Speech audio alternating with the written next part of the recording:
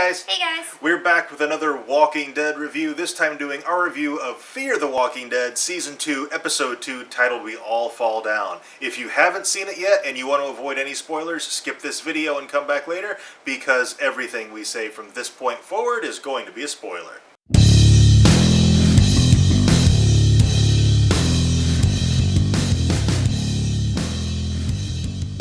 Alright, this episode felt pretty pointless to me, especially at the end when they ended up not taking Harry, the little boy, with them. I'm like, alright, what was the function of this episode? Yeah, how did this further the plot line? And the only thing it did was tell them that the West Coast was all gone. Basically, from California to Colorado is done. Yeah, but they didn't need an entire episode for this one little piece of information. And then Strand on the telephone. Yeah, and Strand on the telephone, yeah. I feel like this episode really didn't accomplish anything, really. Yeah, it felt very filler. Yeah. The episode itself was good, it just was pointless. Had they taken Harry, this would have been like his origin story, for lack of a better descriptive term, and it would have made the episode make sense. But they didn't. So basically, even though the episode itself was good, it was pointless. It didn't do anything for the story. The acting was fine. The cinematography was really good. And all in all, I mean, that family, as dysfunctional and screwed up as it was an interesting family. Yeah. The episode just had no point. Yeah. And I'm on the fence on whether or not I would have been happy if they took Harry or not, because it's like Strand said, kids are dead weight. Yeah. And it goes the same with plot. Kids are ordinarily dead weight. Mika and Lizzie in season 4 are the exception to that rule. Yeah, and it would have been really interesting to see Harry, because he clearly had some psychological problems going on. And it's because he's so young and all this stuff's happening. He's probably seen a lot of loved ones killed.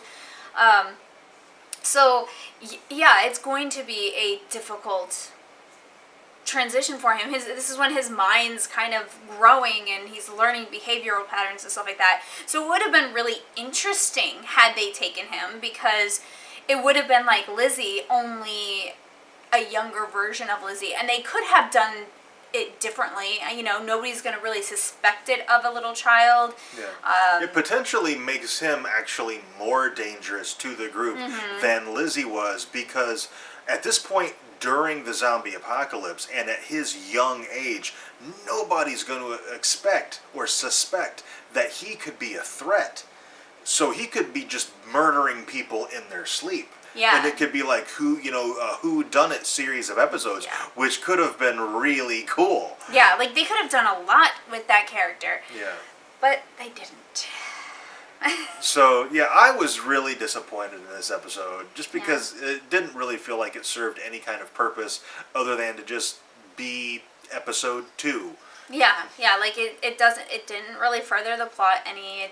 There wasn't really any character development with our normal characters. We saw a little, Strand and Daniel Salazar. They don't trust each other, especially on Daniel's end. Yeah. So we've got that. Yeah, we already knew that. We knew that from the first episode. There anyway. was no major character development. It just kind of more of what we already know about the characters. Yeah. That they developed that a little bit more.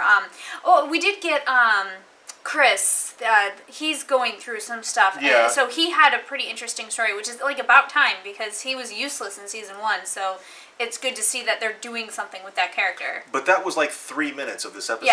Yeah. When he was out by the fence with Seth, culling the walkers who accumulated at the fence. That was an interesting scene, and I was glad Chris finally got that scene. Yeah. And then the little conversation he had with Travis there. I think that was a good scene for that character, but again, not enough to carry this episode. No, to make it worth being an episode. I think Fear the Walking Dead, they really need to up their game from here on out. Yeah. Because they've got, I think, 13 episodes for the season. That's not a lot of time to do what I think they need to do. Yeah. It's like, last season, I for the most part enjoyed Fear the Walking Dead. I thought it was pretty good. I know a lot of people gave it some, heat because there wasn't much action in it, but it was the beginning of the turn. There's not going to be. Yeah. But so far this season, the episodes themselves have been good. Episode 1 was really good, but it didn't feel like a season premiere. Yeah. So it's like they need to, you got the good episodes, now just make them count towards something. Yeah. Overall, this is an episode that you could have skipped and not missed anything. And that is probably the worst thing you can say about an episode of The Walking Dead. Every episode should matter, and this episode just didn't matter. Yeah. Alright, I'm pretty sure that's it for this video. We would love to know what you thought of the episode. Let us know down in the comments. If you caught something that we missed, tell us about it. We would love to know. Yeah, is there some significant development that we just went right over our heads? Let us know. That wouldn't be unusual. No. If you enjoyed this video, tell us by clicking that like button and subscribe for more reviews. And thank you very much for watching, and we'll see you next time.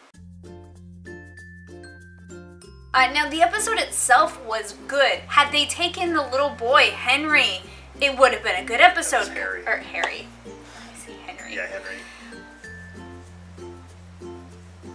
Overall, this... Alright, I'm pretty sure that's it for this video.